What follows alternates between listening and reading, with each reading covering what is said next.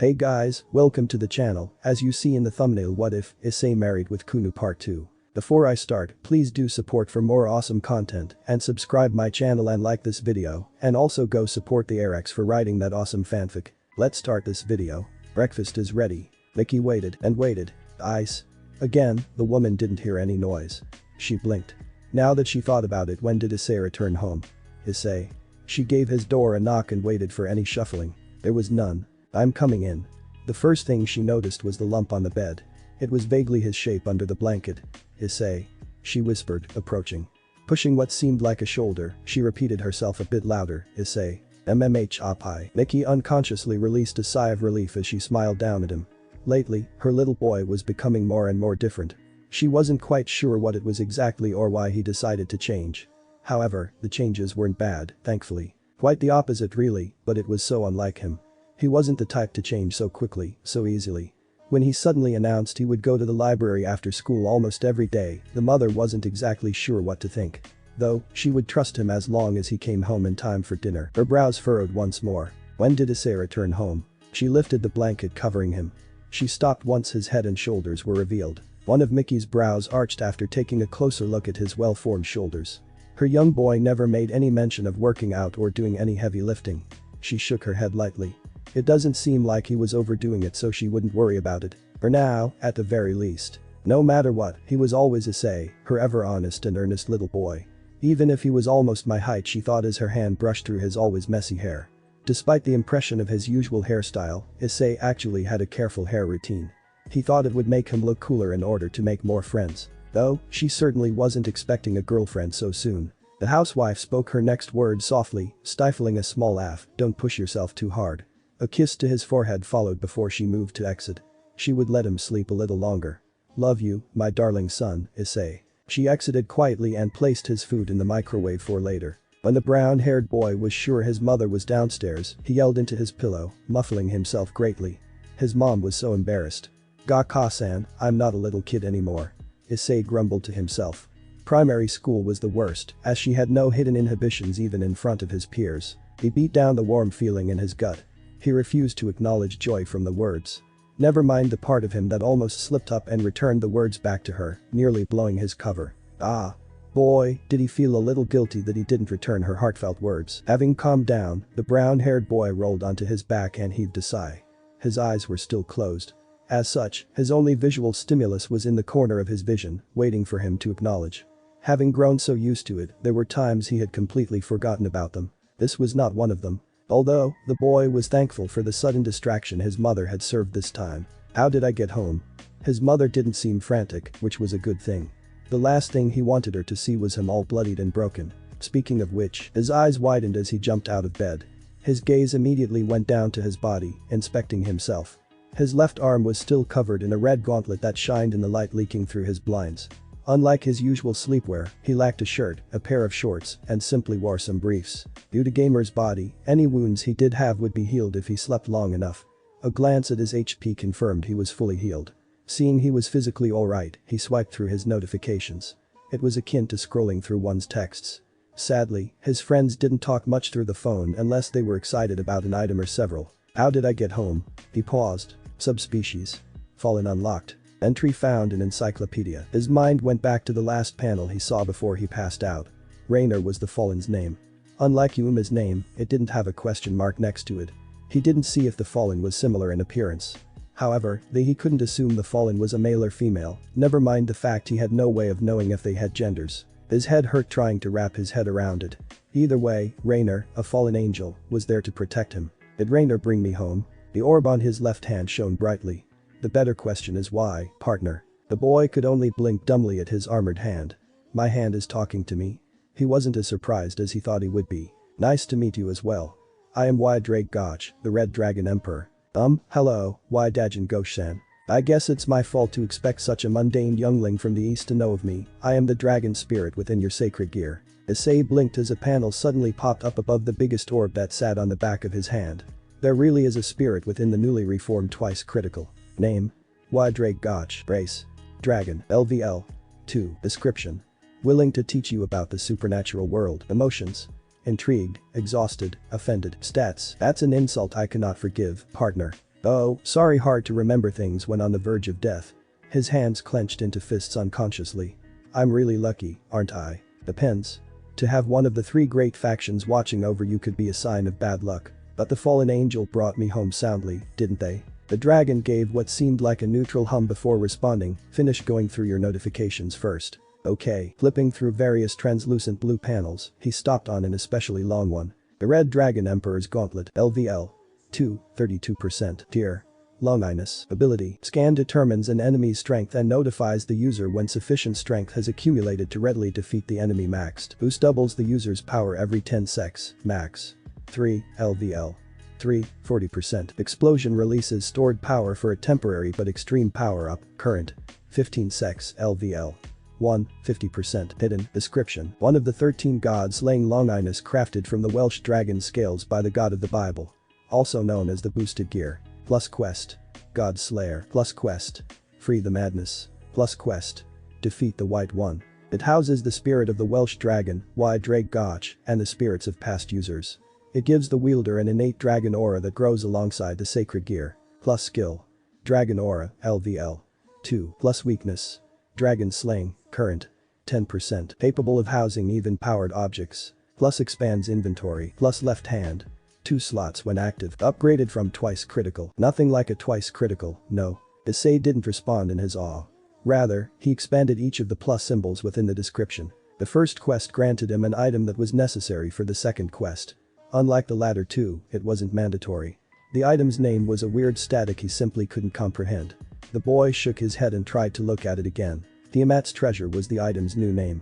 As he read over it, his left hand within the dragon scales grew nearly unbearably cold. Why Dajan, just Drag is fine. Dajan-san, the boy could only furrow his brows as he struggled to say the name unsuccessfully again. Hey, are you okay? I am not sure, youngling. Issei made a mental note to try to avoid looking at the quests further for now. Sorry, then the dragon spirit only grunted in response. Moving on, before he knew it, all his notifications were gone. Through most of them, Drake was quiet, only speaking up once or twice. Usually, it was with an elaboration. Well, in any case, it was nice meeting you, Dajan-san. Oh, and thanks for the extra info. Within the void of the boosted gear, Drake felt a numb tug on a chain, just as she was about to respond. Did you hear a crack? The boy shook his head with a soft no, so she moved on and, it is my duty to guide you as well as I can. The dragon trailed off. As she did so, the cozy embrace of the gauntlet began to chill once more. I'll return to my slumber for now, youngling. Ultimately, the emerald glow faded away before his eyes.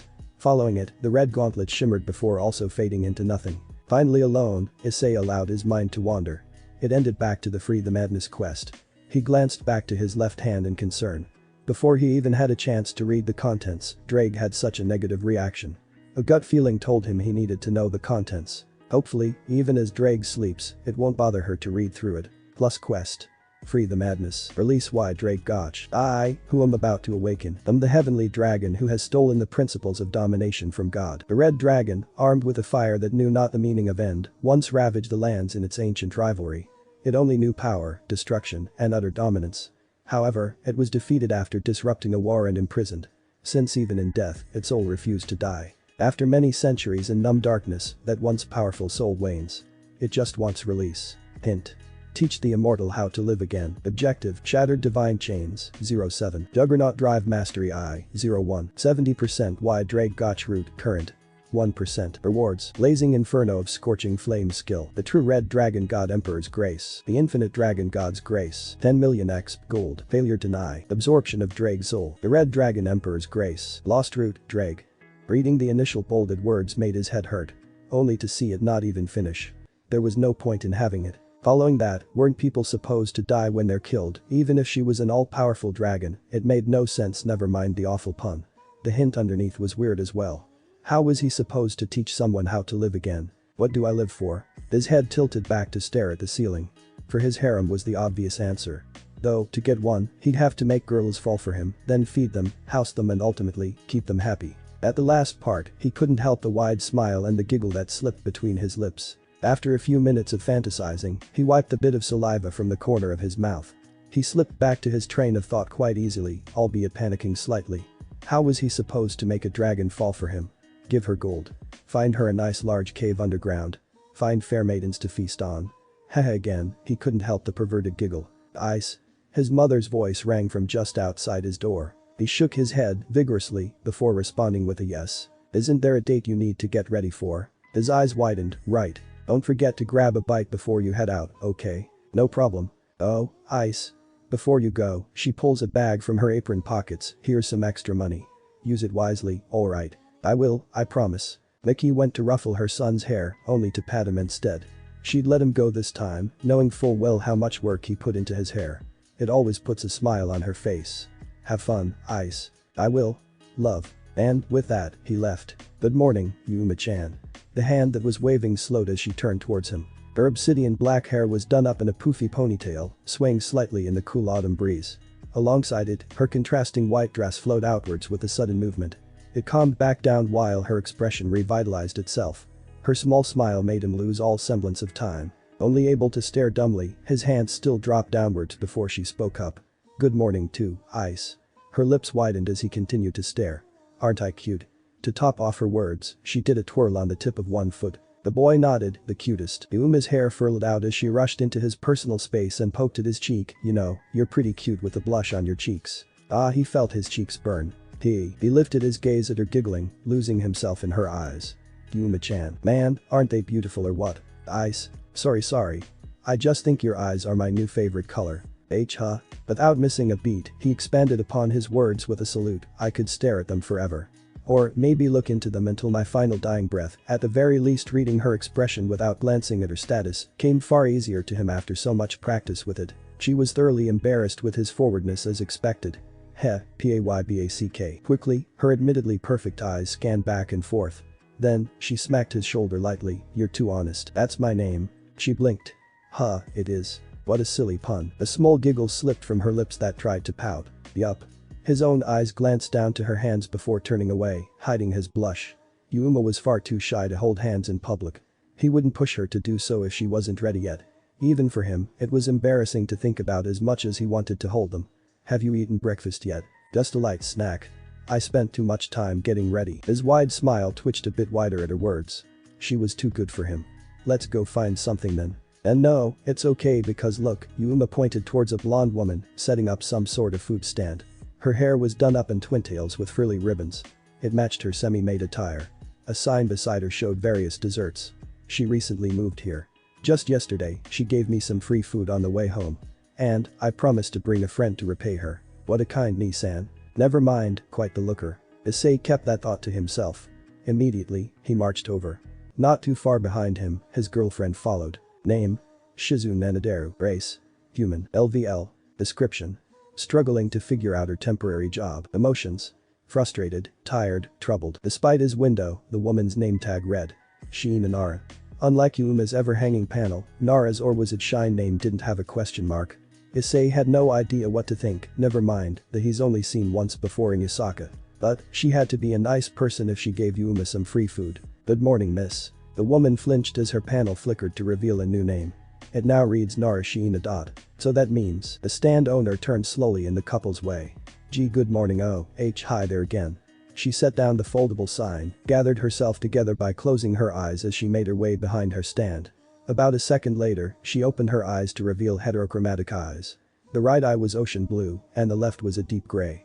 Getting something? Issei scanned over the sign and said, do you have cheesecake already prepared? Sheena smiled as she reached down into the opening of a sliding door with a wink.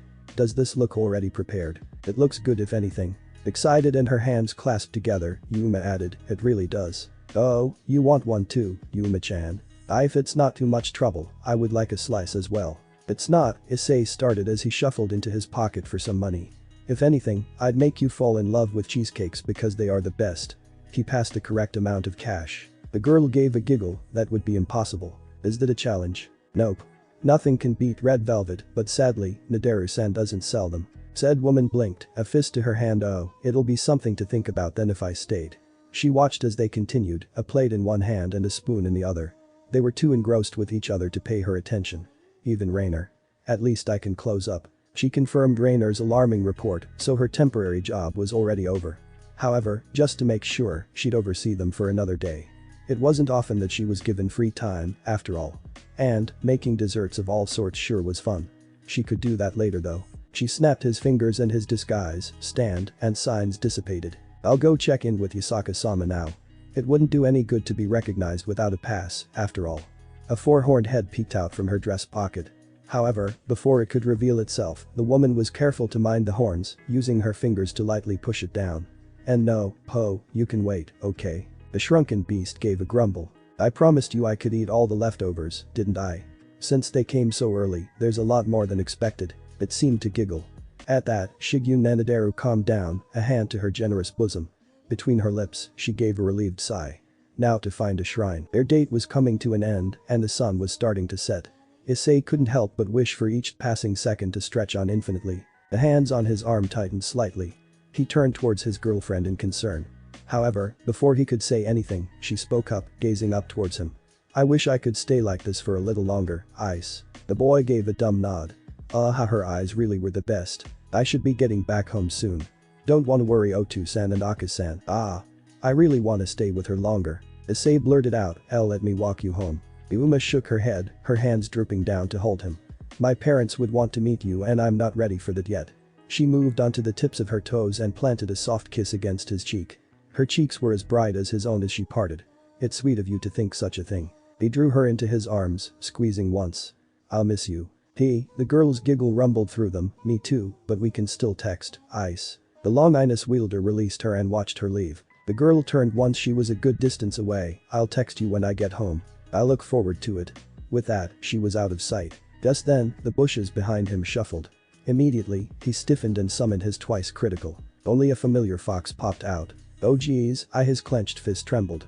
I'm still not over what happened in the forest. Not a second later, he released the tension. It's just you again, huh? The fox gave a small yelp, trotting up to his crouched form. Hungry again? Ice? Yeah? Why are you standing at the front door with a wild fox? It's cute. And I wasn't sure what to tell you. Mickey blinked at the oddly sound reasoning before taking a longer look at the fox that was rubbing against her son's hand. Here was the fox a female. Either way, the pup, assuming such a small fox was a youth, was adorable. I don't think the fox is a wild animal. You don't know its gender. I never had a pet, so I don't know. Well, it felt awkward to check, so she watched as he leaned to presumably check. The golden fox jumped away, ending up behind her. Never mind the fact it does that as if it knows I'll check. Though, it was a princess. How foxy. However, seeing the fox act rather harmless, Mickey picked up the fox, gently. As she did so, her hand caressed the impossibly groomed fox. She's a girl, honey. I had a feeling that was so. She was a princess after all. However, he continued to play dumb. The fox practically melted under the mother's continued ministrations. Did you feed her? Her son looked away, scratching at his cheek. Ilti. Her mind wandered back to the fox. What are we gonna do with the fox, Issei? Her boy flinched at his name. He glanced up to her, resolutely. I want to find the owner. I'll get Mitsuda to take a picture for some lost flyers. I'll get those printed at school. I'll put one on each of the bulletin boards there too. You really thought about this, huh? The fox peered up to her as her hand stopped. What about in the meantime? Her brown eyes peered down to the golden eyes of the fox. She won't leave me alone, so I thought I could take care of her in the meantime. Issei ended his statement, both hopeful and asking indirectly. Mickey didn't respond to him. Rather, she narrowed her eyes before asking the fox, are you house-trained, little one? The fox perked up and yelped. Behind her, her golden tail shined as it wagged. Mickey gave a smile before turning to her son. Okay. She ruffled his hair with a soft laugh. Yes, Ice. We'll take her in for now. Awesome. Mickey set the fox down and watched the fox run to her son. Issei stopped and picked up the fox. You hear that, Kunou-chan? Kunou-chan? Oh, that's. He paused to glance at the fox. It's the name she responds to. Noticing the lack of petting, the fox brushed her head against Issei, brushing up the seemingly random name as the draw of luck, or he guessed a ton of names until a sign. The latter drew a snuffed laugh from her. She caught herself. Welcome to the family, Kunou-chan. The little fox yelped up at her even as Issei got the fox to relax in his arms. I hope we can find your family soon. The digital clock beeped once, meaning it was 7 p.m. Immediately following it, the small fox started pacing by his door. Is something wrong, Kunou-chan? She only yelped, nudging her head towards the door. Oh. You need to use the bathroom. Hopping from his bed, he ran out the door. He practically glided down the stairs. All the while, he heard the tapping of Kunou's paws following behind. Ka-san, I'm taking Kunou-chan for a walk. Ice, you need something before you go. Come here. His mom called from the kitchen. Humming. He glanced down at Kunou, who just looked at him patiently. Let's see what mom has for me. He moved onwards to the kitchen.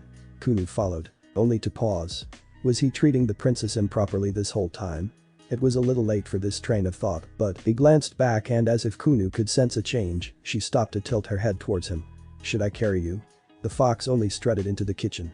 I guess she doesn't mind. Issei, how does a small fox beat you to the kitchen? Ah. I don't know but I'm coming. Hurrying to the kitchen, he was greeted with his mom putting a collar on Kunou. The latter sat still, gallantly. Issei, by law, dogs are required to wear a leash. Oh. Got it. His mom turned towards him. In her lap, Kunou preened in Mickey's lap under her unconscious petting. Thankfully, I never threw out my dog's old stuff. He never knew she had a dog. His eyes glanced up to her window that flickered. It seemed like something had happened to the dog in the end to bring such anger to his mother. She set Kunou down. Okay, there you go. She rose. It was then Issei realized he was just a bit taller than her. I'm proud of you and love you, Ice. Hey I love you too. Kunou's yelp echoed from the entrance. Be back in a bit, Ka-san. Do you want a snack when you get back? Kunou yelped again. Issei could only laugh. I think Kunou might appreciate a snack as well. His mom escorted him to the front. See ya. Look out for each other, you hear Kunou-chan. The little fox sat proudly, tail wagging behind her. 3 days passed in a flash. Between enjoying time with his new girlfriend, studying up with his best friends, and caring for the princess, he found himself filling that void Shin-kun left with his departure, a void he hadn't realized he had. Hopefully, Shin-kun is doing fine out there. The weight in his lap shifted, sensing a change in her primary caretaker. I'm okay, Kunou-chan, just thinking for once. Haha, he continued his distracted petting, shifting his thoughts to the fox and her window. I'll get you home soon and safely, I promise. Daily reminder. 7 p.m. Evening training. Quests. His internal alarm went off. Ever since Kunou started living with him, he moved the alarm later than usual. It was now after dinner. His evening training session also doubled as the time to take Kunou-chan out. In between exercises, he would play with her while resting his muscles. Apparently, being a princess meant she didn't play much. It was something he hadn't thought of until he caught his mother and Kunou-chan playing so happily. And so, he made sure to play with her. Speaking of the golden fox, she seemed to have noticed the time and waited patiently by the door. However, her window was a bit different today. Name: Kunou. Race: Fox. LVL. Description: plans to finally return home. Emotions: excited, regretful, homesick. This whole day she was homesick. Seeing as she was but a puppy, she was most likely missing her mother a ton. He could understand. If he couldn't see his mom for a long time, he'd miss her too. Although, he couldn't quite place why the little fox would be regretful. Ready for an adventure, Kunou-chan? Those seemed to be the right words as she gave a yelp and her tail shifted more energetically. It made him smile. He'd miss her. Ka-san. I'll be back in a bit. Be safe and I love you. Kunou-chan seemed to be looking back at him with a glint of amusement. At it, he could only smile, albeit embarrassed while bouncing back some of that mischievousness. Jay, just wait till your mom smothers you with love too. The fox's skipping wilted to a slow trot. Issei panicked. Immediately, he gathered her into his arms and rushed out. My bad. You must miss home, right? You've been down this entire day. Activating sprint, the wind roared past their ears. It should be by the place I met you, right? The boy could feel her staring up at him. He did nothing but continue running for about another 10 minutes. All the while, he recalled how they met. Man, my end is something else. Kunou glanced up then back down, uncertainty filling her. Among her lax days, she finally drew up enough energy from the surroundings to speak. Issei was the main source. The boy seemed to not notice that since the Long Inus awakening, he was leaking potent energies. A lot of it to be exact. Although, the fallen angel overseeing him seemed to cast something on him to prevent too much leakage every time they touched. It hindered her collection severely. The Odo-san's soft and pristine voice called out. Huh? Said boy's feet skidded to a stop, looking down to the golden fox in his arms. Kunou-chan, was that you? His surprise echoed in his rapid blinking. The pup could only nod, debating between trying to hide in his arms or facing him. She shook her head and continued, thank you. Aw, it was nothing. The small fox caught some of his contagious happiness, mostly since he was scratching behind her ears. However, she stifled it. She had seen how broken he became in his honest effort to save her. It was time to split ways. She couldn't drag him into her world. The supernatural world was already so anti-men or misandry. His normal lifestyle hadn't prepared him for it in the slightest. Never mind the fact the fallen crows were already watching him, even now. She could smell their skin around Issei after all. Though, having the Sekiryuite on our side might just be what mama needs. Kunou wriggled out his grasp and hopped out his arms. I can make it home safely from here.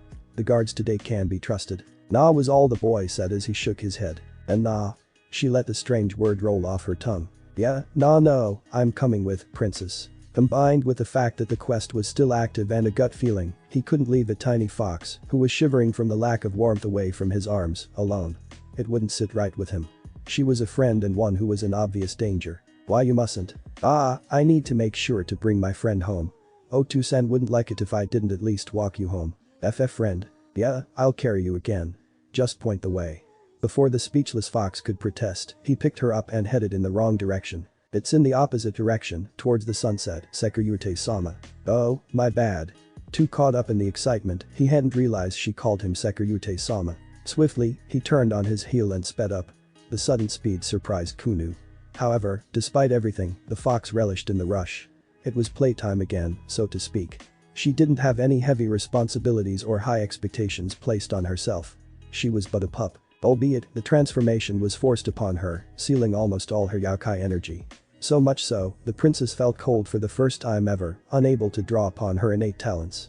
Thankfully, this Sekiryute was warm, in body and mind. Regardless of her excitement, she slowly drifted away into slumber. Using her last bit of energy to translate her words took a lot out of her, something neither of them realized until later. Feeling the lack of movement, the brown-eyed boy peeked down. At the glance, a soft smile overtook his expression.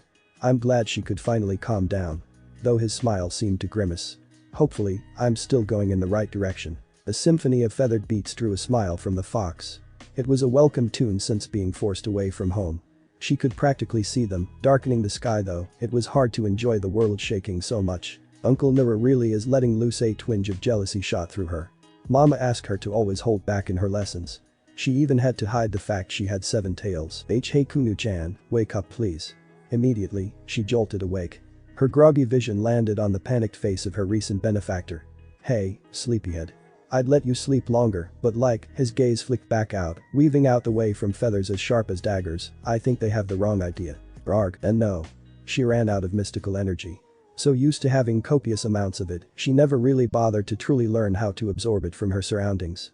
With her cursed form, she could barely scrape enough energy from her surroundings from what little she could remember. Out of practice and sorely unused to the process of refining energies into high-quality yokai energy that she could use, she was basically empty again. Issei seemed to sense her panic. It may be because Kunou was an animal now, but she prided herself in at least hiding her emotions. This Hyodo Issei was strangely perceptive with these things. She noticed Tariff. Watch out behind you. She recognized the path and the trees behind him. He was backing up to a cliffside, where a bridge used to be. Don't worry, I have your princess in my arms, you know. The boy shot her an apologetic look. Anyway, Kunou-chan, I promised I'd bring you back to your family. As perceptive and studious as he was also quite dumb. The fox in his arms wriggled, almost going as far as to scratch at his exposed skin to escape his grasp. Kunou, whoa. He thrust out his left arm. Boosted gear. Dragon booster. Boost. He used the gauntlet to block another feather going for his face. However, that left him open for 2 other feathers to tear into his sides. Erg. He dove out of the way of the next wave of feathers from the trio of Tengu.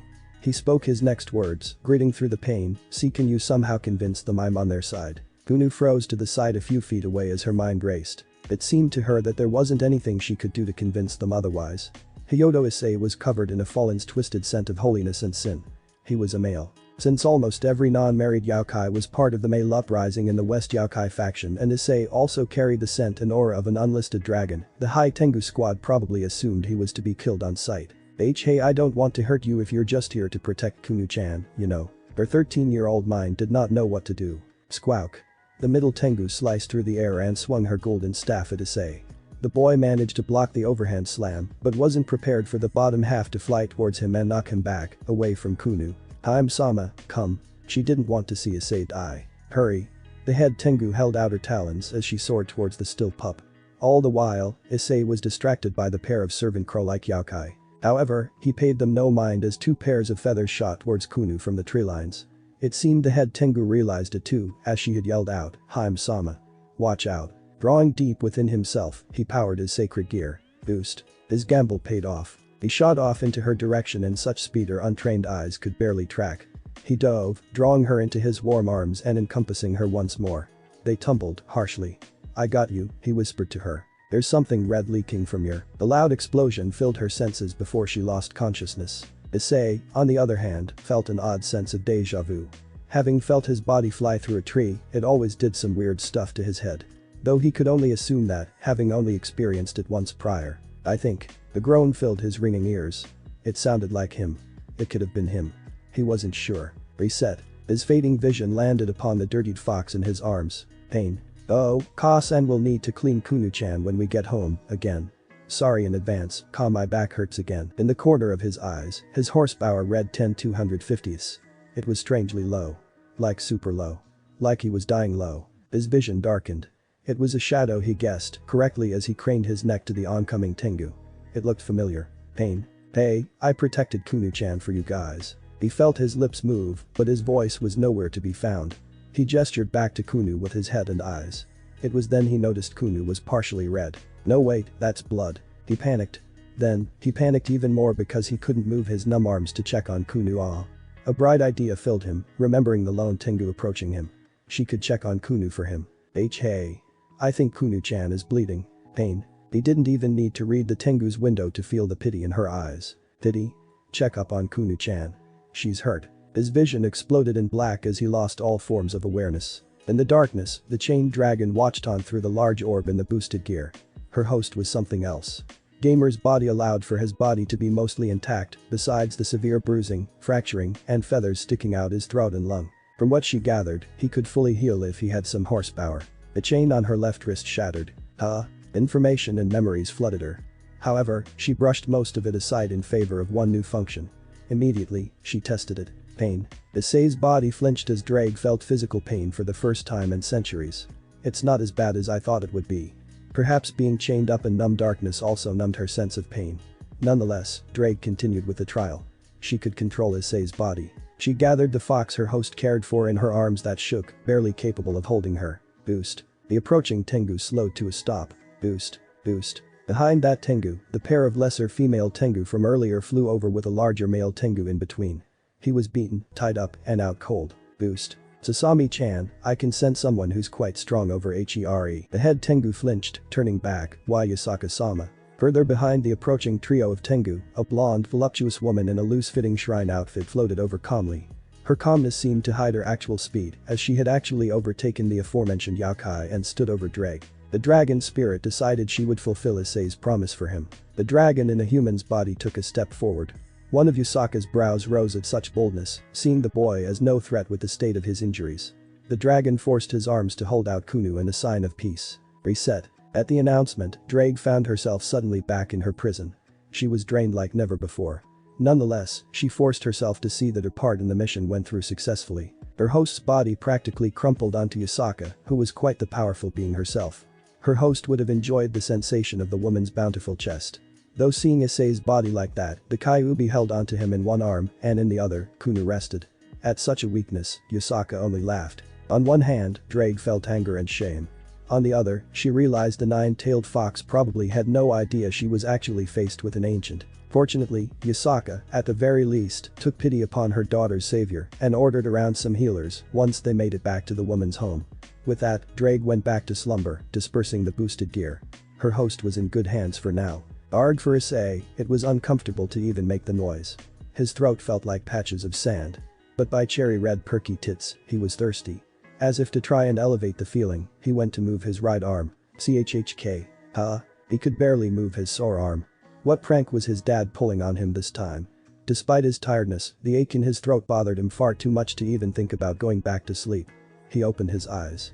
It was almost painful, feeling grainy and crusty. He was greeted with an unfamiliar ceiling. Sekirute-sama.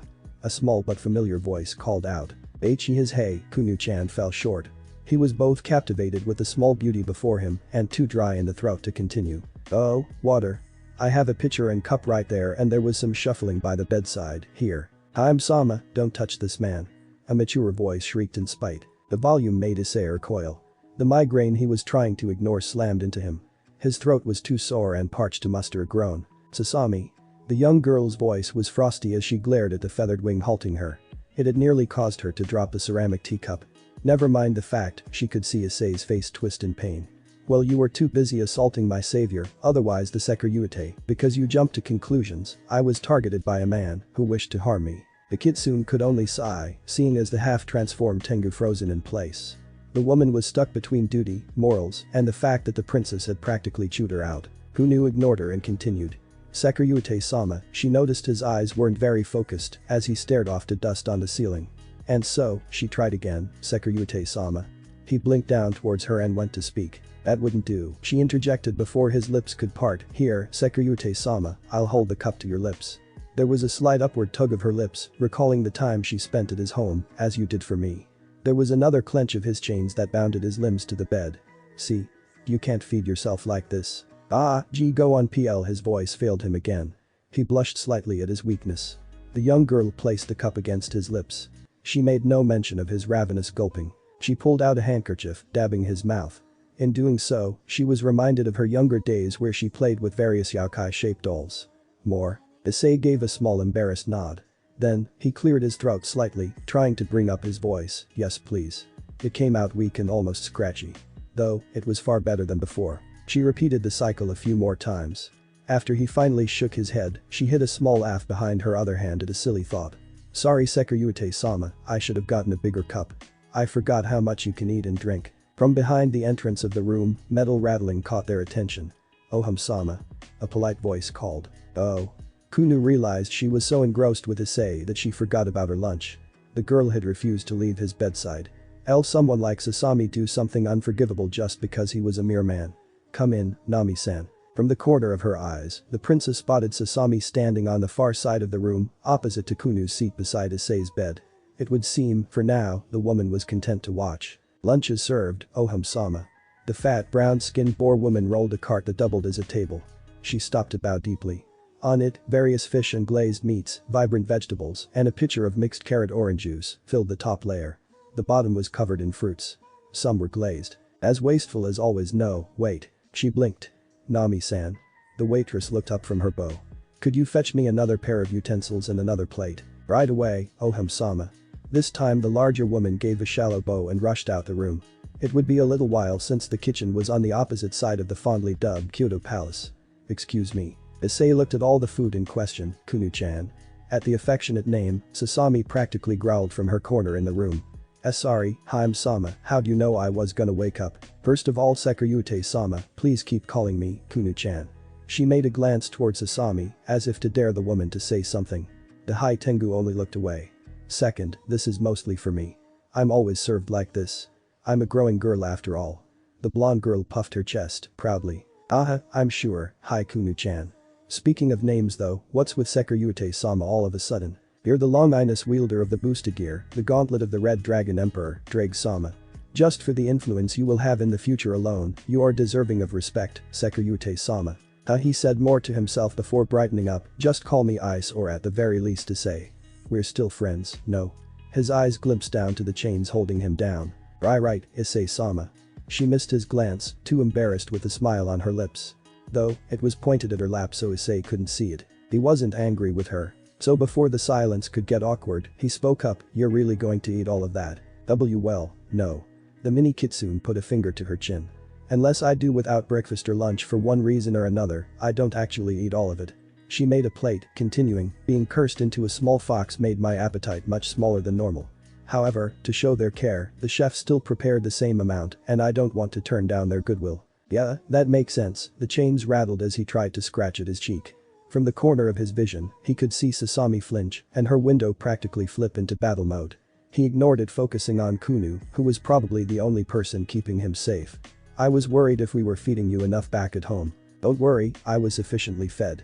And, before you asked, your mom's food was more than good enough. At his wry smile since being caught, she brightened as she grasped one of his hands before bowing deeply. Thank you for caring for me, Issei-sama. I'm just glad you're safe at home. She let go of hand as a glint appeared in her eyes. Issei-sama, if I may ask a question. The boy tilted his head in confusion. How did you know I was a yokai princess? I didn't. There was a scoff from the corner of the room. I just saw what I thought. He let a small laugh slip before catching himself. I just thought a cute pet or zoo animal was being chased by an angry-looking ogre or troll. And then, you seemed so regal, I guess. I see. Kunou mulled over the info as she set a plate closer to him than to her. Here's your PL. The boy only gave a small smile at her sudden silence. She, on the other hand, sputtered out an apology. So sorry, I forgot. Even before he realized it, he tried to raise his hand to pat her. Again, the chains held him down. It only served to make her feel worse. Don't worry about it. I'm sure you have your reasons, no. Again, her expression fell as her window showed him everything he needed to know. A pretty little girl like you shouldn't feel pressured like this. I said that aloud, didn't I? Kunou only gave a shaky nod. Well, he glanced towards Sasami, then steeled his resolve. He was hungry after all. You can feed me? He said as his stomach growled.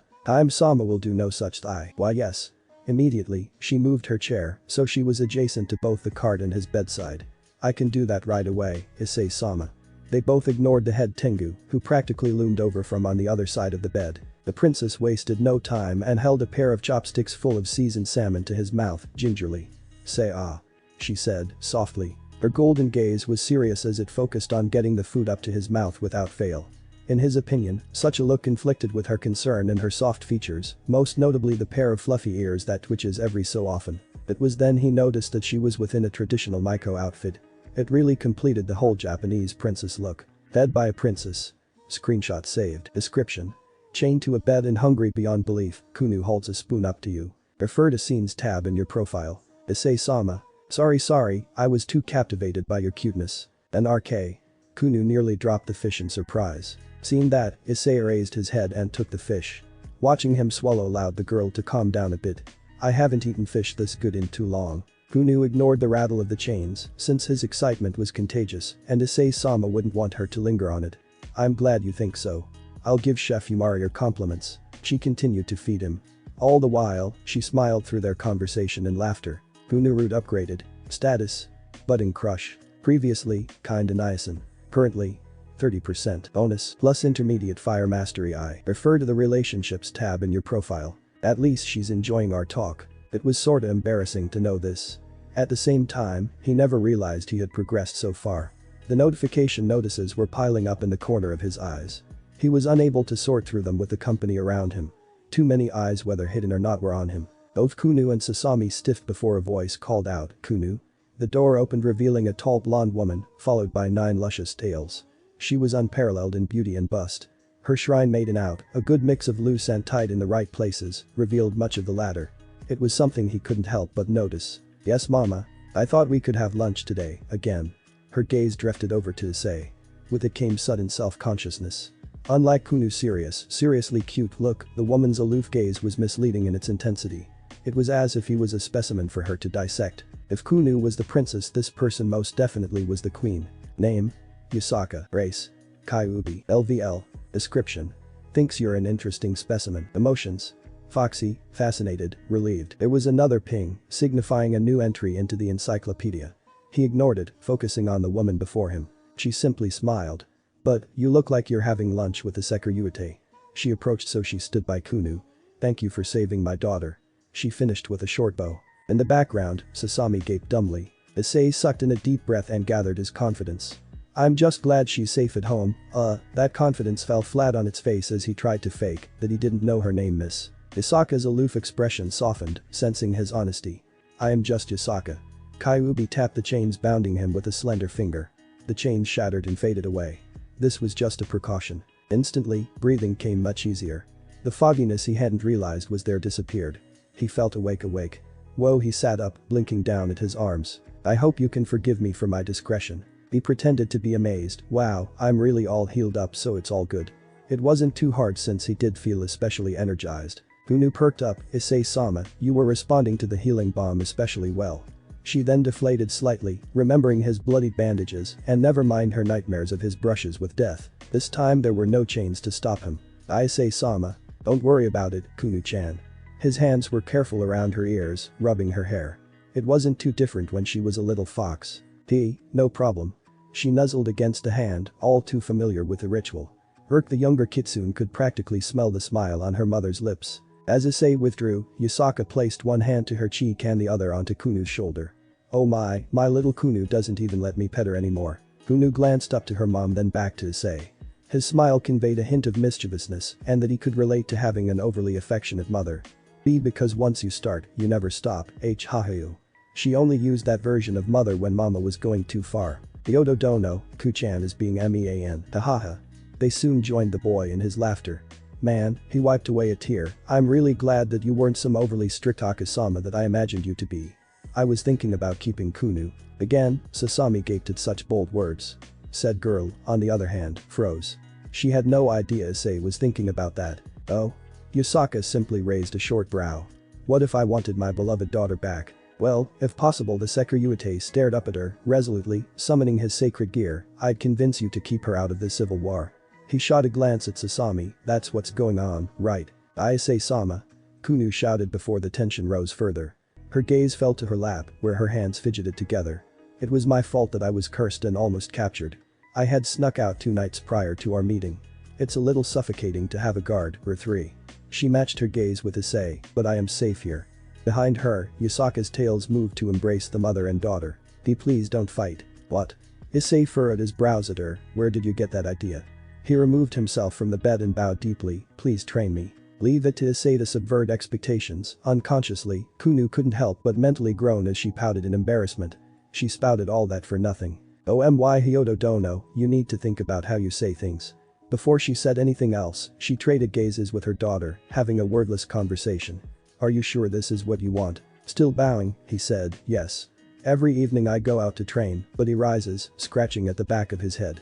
I don't really know what I'm doing besides building muscles and boosting myself until I can't, repeatedly. Even then, I've started to hit a wall. Isaka started with, I see. Then, the Kyuubi held another wordless conversation with Kunou through their matching golden eyes. It ended with Kunou looking away. Though, her emotions shifted. It read. Overjoyed, yearning, mortified. The mother simply smiled wider. Let's eat first before hashing out the details. As if she knew, Issei's stomach grumbled loudly. How long was I out anyway? Isaka's curiosity piqued when she recalled just how long he was out. Oh, you know, just 2 days. Her golden fox eyes sharpened to read his every move. Meanwhile, Issei's heart sank. Oh no. Kasen is gonna kill me. He tried to move for the door, but a long fluffy tail stopped him. You might as well eat first, Hyodo Dono. I'll help you get home afterward, okay? The 9-tailed kitsune withdrew her tail, seeing him return to the bed. From somewhere, she pulled out extra utensils. I'll feed Kunou and myself. You can feed yourself with chopsticks Kunou used, okay? Furiously, Kunou blushed. Okay. He began eating, trying to look regal before them. It was pretty cute to see him fumble. Ugyo Yusaka held her daughter up and took Kunou's seat. She sat the girl in her lap. Now, when was the last time I did this? Kunou gave no response, pouting. Yusaka patted her head once as she grabbed some shredded beef, open up. And you spent all day by his bedside, leaving once to pee. Hahu, please stop embarrassing me. Okay, she set the chopsticks down and held her hands up. You can feed mama instead. Is that fine with you? Hahu, fine. But do remember, before you ran off, you promised to have dinner with me. Kunou slumped down. Your real punishment can wait until later. I just wanted to see the outside world. The girl could recall seeing a strange gap in the barrier that hid their home. She swore it was mama who stepped through it. She was only following behind. Yeah. The 7-tailed kitsune yelped as her mother glowed brightly before turning into a flame. Figured she wasn't actually here, just like last night. Sasami finally spoke up, hearing that. She's out stomping out the rest of the rebellion Haim-sama. Kunou gave no response. The 13-year-old girl just poked at her food, so the guard continued, she hadn't taken them seriously until they made an unforgivable move against you. But it's because people like you that those men are rebelling in the first place. The Tengu said nothing, shuffling back into her corner. Oh, young Haim-sama, if only you knew what Yusaka had gone through. Issei had enough of the gloomy talk. You know, he cleared his throat, getting the girl's hopeful attention. Kunou-chan, promises are super important. He held up his hands in mock surrender as the hope drained from expression. I'm sure you've been told that many times. However, if you do anything, you do right by your promises. His expression softened with a gentle smile. I got you home safely, didn't I? He stuck out a hand, here's a new promise. I promise to get strong enough that your mom can trust me to take you outside, okay? The girl shook his hand, I'll hold you to it, Ani-chan. Ani-chan. Is that not enough respect? Ani-sama then. Ani-sama as if hit by an invisible bullet, he flew back.